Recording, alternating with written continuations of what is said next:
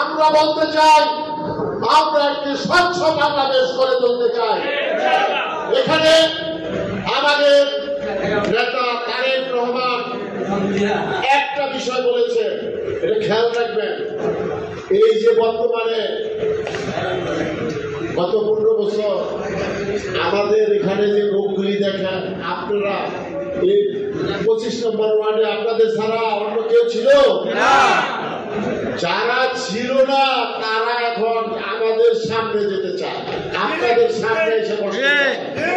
তারা সামনে বসে তারা বুঝাতে চায় যে তারা বিএনপির বড় নেতা। কিন্তু আমাদের নেতা তারেক রহমান গত পরশুদিন জেলা বিএনপির সাথে কথা বলে একটা কথা জানিয়ে দিয়েছেন, যারা মাঠে ছিল, যারা জেল খেটেছে, মামলা খেয়েছে, সেই পরিবারের সদস্য গুম হয়েছে, হত্যা হয়েছে, তাদের মূল্যায়ন প্রথম। তারাই নমিনেশন পাবে মাঠের লোক। কোন শিল্পপতি মধু খাওয়ার জন্য ওই সালমান রহমানের মতো হাজার হাজার কোটি টাকা লুটে নেওয়ার জন্য বিএনপিতে আসবেন। কারণ আসতে থাকলেন জানেন, দেখছে হাওয়াটা এখন বিএনপির পক্ষে। যদি কোন রকম টাকা টুকা ছিটাইয়া নমিনেশনটা নিয়ে যদি এমপি হয়ে যেতে পারে, তাহলে সালমান রহমানের মতো তারা বড়লোক হবে, বড়লোক আরো বড়লোক হবে, এবং সেই বদনাম কার হবে? বিএনপির হবে। ওই যে সালমান রহমান যে 56,000 কোটি টাকা দুর্নীতি করেছে, সেটার জন্য প্রধান বদনাম কার হচ্ছে? আওয়ামী লীগের প্রধান বদনাম হচ্ছে শেখ হাসিনা পরিবারের। সুতরাং আমাদের সাবধান থাকতে হবে। আমাদের নেতা কাকে বানাবো সেটা আপনারা নির্ধারণ করবেন। আমাদের নেতা হবে স্টেজের লোক, মাঠের লোক, যারা মামলা খেয়েছে, যারা জনগণের ভাষা চিনে, যারা আমাদের কাছে গেলে কোন কয়েকটা দরজা পার হয়ে যেতে হবে না, সরাসরি আমাদের কাছে যেতে পারবেন। ওই যে এখন শুনি এরকমও বলে যে আমি না থাকি কি হইল, আমার ভাতিজা চাচা আছে, চাচার লোকের কথা দেবেন তৈরি বুঝছেন।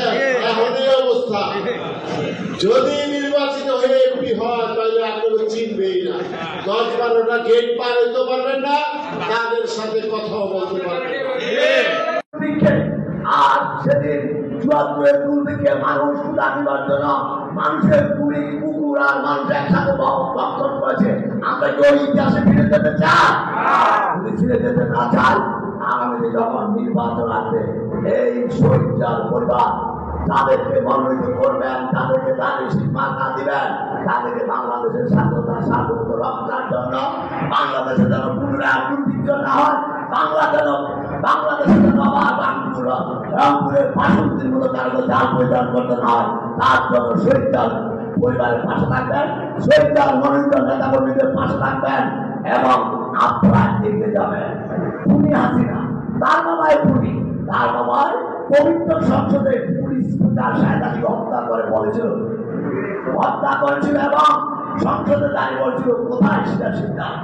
তার মেয়ে খুনি হাসিনা বলেছিল চট্টগ্রামে যখন বিএনপির ক্ষমতা, উনি ক্ষমতা, ছাত্রলীগ যুবলীগকে বলেছিল তোমরা হাতে চুরি পরে ঘরে বসে থাকো, একটা হত্যা করে 10টা হত্যা করতে পারে। কোন রাজনৈতিক নেতাকে নির্দেশ দিতে পারে? কেউ কি খুনের নির্দেশ দিতে পারে? শেখ মুজিব দিয়েছিল, খুনি হাসিনা দিয়েছিল, খুনি হাসিনার ছেলে জয় দিয়েছিল। জিয়াউর রহমান স্বাধীনতার ঘোষক, বহুদলীয় গণতন্ত্রের প্রবক্তা, তলাবিহীন ঝুলি থেকে শেখ মুজিব যখন 72 থেকে 75 এই দেশটাকে ধ্বংস করে দিয়েছিল, মৃত্যুর লীলাখেলা বানিয়েছিল, মানুষকে হত্যা করেছিল, লুটপাট করেছিল।